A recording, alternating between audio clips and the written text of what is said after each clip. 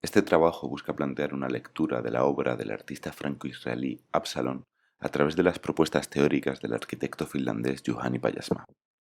Partiendo de dos obras fundamentales en el trabajo de Pajasmaa, The Eyes of the Skin y Habitar, enunciaremos la condición áptica que Pajasmaa plantea desde su formulación contraria a la hegemonía ocular, en la que el cuerpo, a través del tacto, en su condición de piel perceptiva, supedita a la referencia de la mirada en la decodificación del espacio y del contexto. Absalon nació como Meir Eshel en Ashdod, Israel, y emigró a París en 1987, a la edad de 23 años.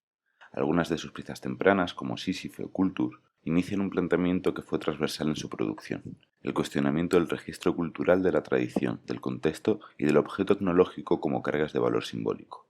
Tras abandonar el servicio militar israelí, Absalon emigra a París de la mano de su tío, Jacques Ohayon, que le introduce a la escena artística que marcó el París de los años 70, Annette Messager, Annie-Patrick Poiret, Jérôme Peñot y fundamentalmente Christian Boltanski. En esos primeros años de formación especializada, la obra de Absalon derivó hacia los sistemas formales y conceptuales que marcaron su producción.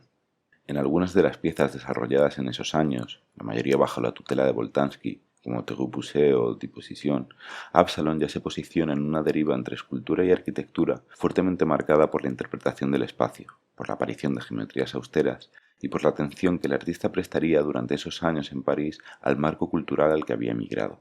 Solo 3 años después de su llegada a París, pero ya habiendo encumbrado algunas exposiciones importantes y proyectando una carrera fructífera, en 1990, Absalom descubre ser positivo. Tras ese momento paradigmático, la presencia del cuerpo, de su propio cuerpo, aparece como una constante narrativa en sus obras.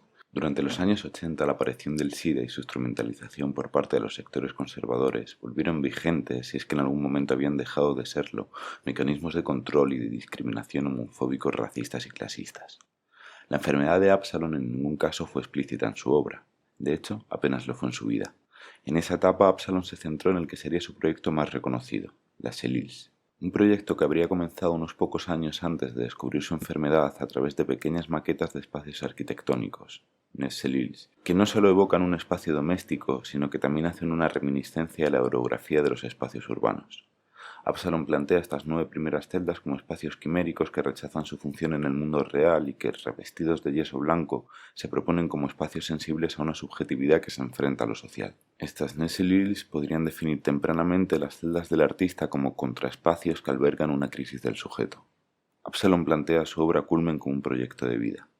Diseñó 6 celils destinadas a ser módulos reales habitados por él mismo en periodo de 3 a 6 meses en 6 ciudades distintas: París, Frankfurt, Zúrich, Nueva York, Tokio y Tel Aviv.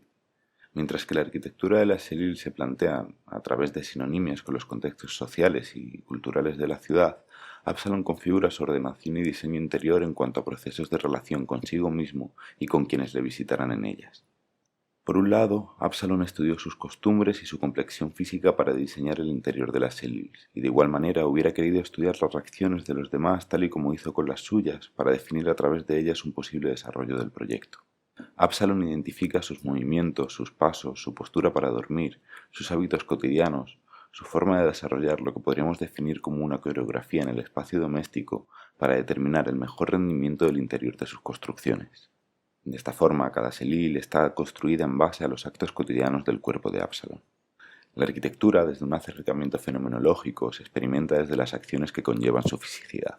El arquitecto finlandés Juhani Pajasmaa define que el impacto emocional de la arquitectura está vinculado a procesos activos de aproximación a los elementos que provocan significados mentales del espacio y del contexto arquitectónico. Pajasmaa trata de distanciarse de la predominancia ocular ante la arquitectura en pro de una experiencia existencial de un encuentro situacional y corporal. Esta experiencia define las imágenes en relación a la constitución del cuerpo que percibe el espacio, mientras genera una imagen de su yo inconsciente inscrito en ese mismo espacio. La arquitectura de las cellules se construye como una evocación de la memoria, se ordena en relación a la experiencia vivida en ella y se imagina invocada por el relato de quien la recuerda y la experimenta. Las celils, interpretadas desde la condición áptica planteada por Pajasmaa, se acerca a un espacio metafísico estructurado según el comportamiento y los símbolos de quienes la habitan.